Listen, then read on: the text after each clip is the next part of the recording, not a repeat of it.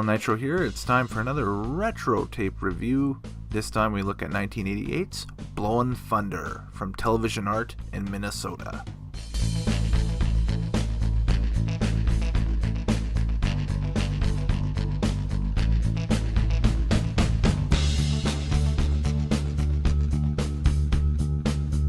We got another motorsports title for you, not from the Diamond P collection though. We're going to dive into the Scimitar home video, later to be known as Scimitar Motorsports Library.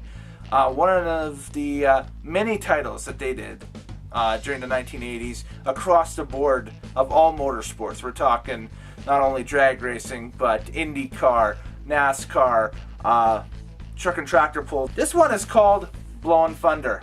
Blowin' Thunder is a break from the norm. Produced by Television Art, a small production company out of the Minneapolis area in 1988, this title was picked up for worldwide distribution by Scimitar Entertainment later that year and released worldwide soon after. The tape opens with funny car legend Tom Showtime Hoover giving a candid tour of his 4,000 horsepower funny car. Complete elimination action from the 1988 Champion Auto Stores Funny Car Nationals from Brainerd International Raceway in Minnesota follows. Also included are interviews with the stars of the day. Roland Leong, Tim Gross, Doc Holliday, and others are featured. This tape hasn't aged as well as many of its counterparts, probably due to what was considered at the time as cutting-edge video editing. But the racing action is stellar, and Dan Thompson does a great job of hosting and calling the action.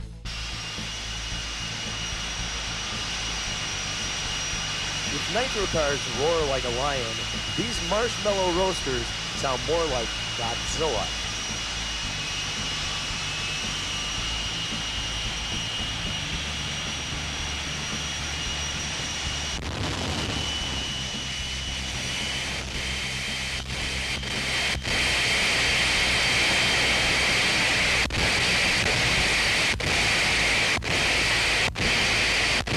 The windows in the tower are made of plexiglass.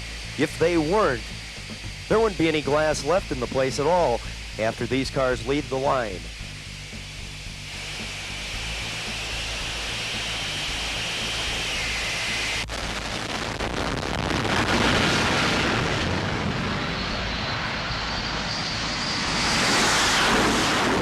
Blowin' Thunder remains a favorite in my collection to this day.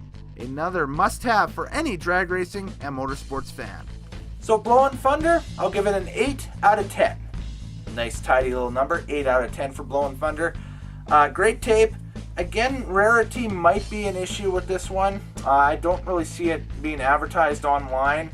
And I think I was one of the rare ones that actually got a copy of it outside of Minnesota, where this tape was developed and initially put into press. But you know, if you find it in any, I guess, bargain bin or flea market anywhere and that stuff, it's definitely worth a pickup, just because it's a great capsule of what 1980s match racing is like, and especially funny car match racing in the 1980s. The names on this tape are amazing, as I mentioned.